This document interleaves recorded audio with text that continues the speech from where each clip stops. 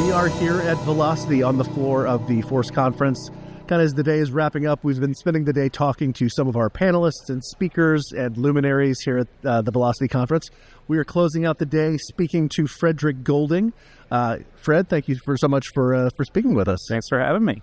So there's obviously a lot going on in the industry and just the general landscape of the economy right now. There's a lot of news to watch out of Washington, interest rates, fluctuations, you name it. There's a lot to keep track of. From your personal kind of corner of the world, what are the trends you're seeing that you're watching closely, and what are any headwinds that you're kind of confronting and trying to work through? Well, being that I'm from Maryland, we are still seeing a lot of appreciation in our market. We're still seeing multiple offers when properties are priced aggressively or priced properly. Certainly, if it's overpriced, there's still a chance it's going to move at that price just due to multiple offers and very low inventory. Mm-hmm. We have actually seen the inventory tick up just a bit. Not much, just a little bit. So our days on market is just a little bit longer than it was the previous quarter. But also at the same time, what I've been seeing just in the past couple of weeks is a lot more buyers coming out of the woodwork that have been waiting. And a lot of them been waiting for the prices to drop, and they're finally understanding that, okay, this is not happening. We are sick of renting, or we are sick of trying to make our current home work because we've outgrown it. And I've just been telling my buyers and people that I meet and sellers that as a seller in this market, you are in the biggest equity position you've likely ever been while owning a home. Even though the interest rates are higher, you have so much equity to make your next home more affordable. So utilize that. There's products out there to help you do that. If you don't want to do a bridge loan, fine, great. You're the seller. You're in control. You're holding a lot more cards now. You can get a rent back. We can negotiate on these things with the contract. So it sounds like people are finally sort of coming to accept that, like, this is kind of the norm for at least the foreseeable future, and so it's time to move. Time to get moving. Well, looking back at the general state of things and also just kind of your career, is there any advice you would give to anybody that's trying to do what you do, whether from the business standpoint or just growing a career or diversifying income? What's some advice you would throw out there for people? I would say first and foremost, serve the client, not the property. I've been saying that for the past 2 days. And I've been speaking on this, honestly, now for 10 years. I've been doing this for 22 years now. For the past 10 years, serve your client, not the address. If it's one of my REO clients, then, if they want to send me to the southern part of the state, they want to send me across the Chesapeake Bay to the Eastern Shore, sure, no problem. I know what I'm doing over there. I got you. I can get over there and do the weekly inspections and all of it. It's fine. You can partner with other people to make that happen too if you're not available to get over there right away. So, leverage. Use your peers. Utilize other people in the industry. My favorite is a contractor. I visit every single property myself. I always do. I always will. But I also have a contractor that helps me out with the weekly property inspections when we have more assets to manage. And with that, he's a contractor, a licensed MHIC contractor in Maryland. And I know that if I send him, and I've known him for 20 years, if I send him and there's something wrong, we can deal with it right away. Mm-hmm. So definitely network, build a group of trust with your peers.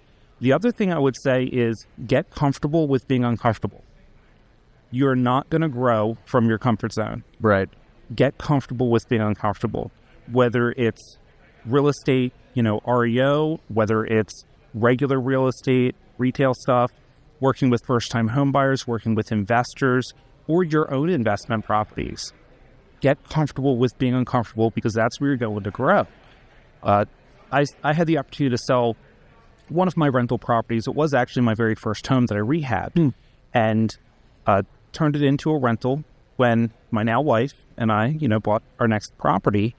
And it was a great house, fantastic house, loved that house. It also was personal. So that's the other thing too. If it was your personal home, You have to put on a different hat if you're going to rent that property out. That's a big deal. Yeah. I was fortunate on that one. This isn't my only rental. It's not my first rental, but I was fortunate on that one that I had really good tenants in that one. It came time I could sell this house, cash out on it, maybe learn another skill set, get into a different avenue, or just buy more rental properties with the proceeds. And I saw like, okay, let's see what vacation rental is like. Let's see what managing something like that is. I'm going to learn something that I don't know.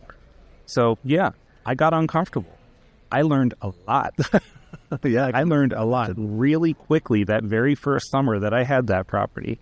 And now it's running like a smooth machine. So yeah, don't be afraid that in that last session, one of the people up there said, scared money is no money. I liked that. That's a big takeaway I have that I'm getting out of this. Yeah. I like that. Scared money is no money. If you're afraid to get in the pool, you're never going to learn to swim. Right.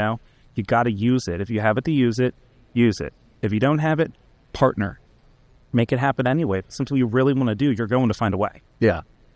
Well, mentioning the panels, I know you were on the rehab panel this afternoon. So could you talk a little bit about that one? What were some key takeaways or some great moments that were unexpected or that you enjoyed on that panel?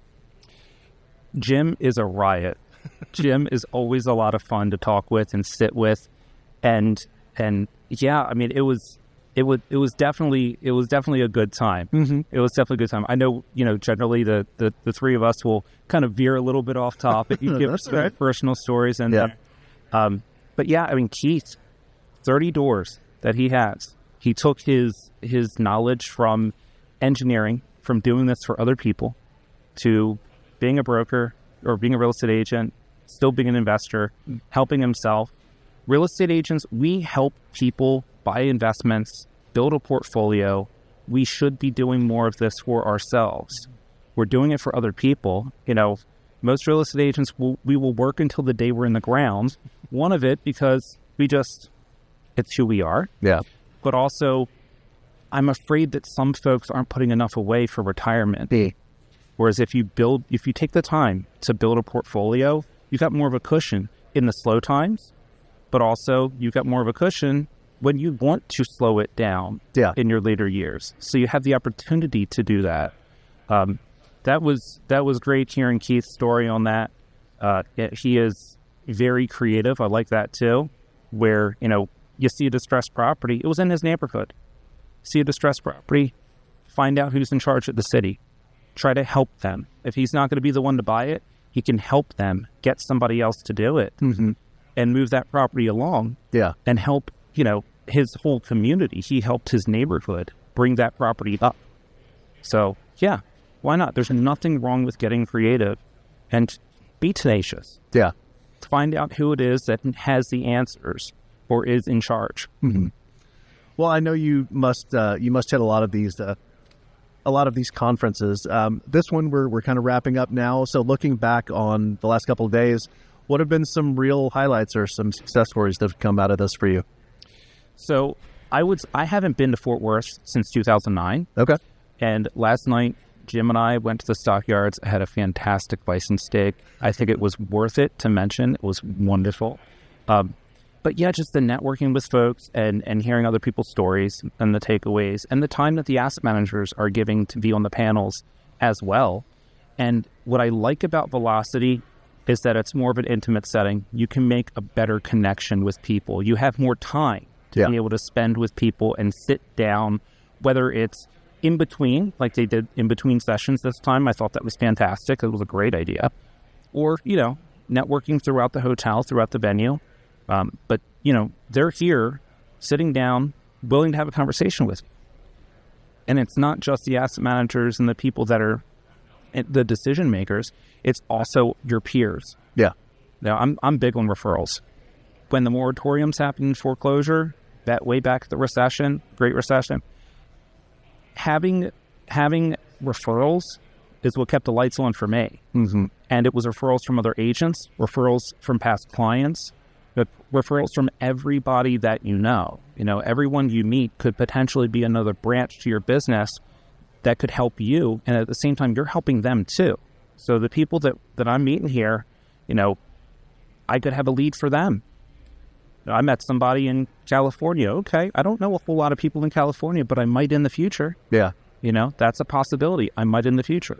Yeah. So, yeah, I know who to refer it to. Absolutely. Well, thank you so much for sharing your time and your thoughts with us. Frederick, do you have a website or LinkedIn or anything you want to throw out to us? Yeah, absolutely. It's fredgolding.com. Perfect. That'll take you right there. My wife and I have a real estate team together. We're a GQ Home team, but we're rebranding as Golding Homes. So you'll see Golding Homes change, but right now it's still GQ Home Team on the website. Perfect. All right. Well, thank you so much for your time, and thank you, everybody, for watching.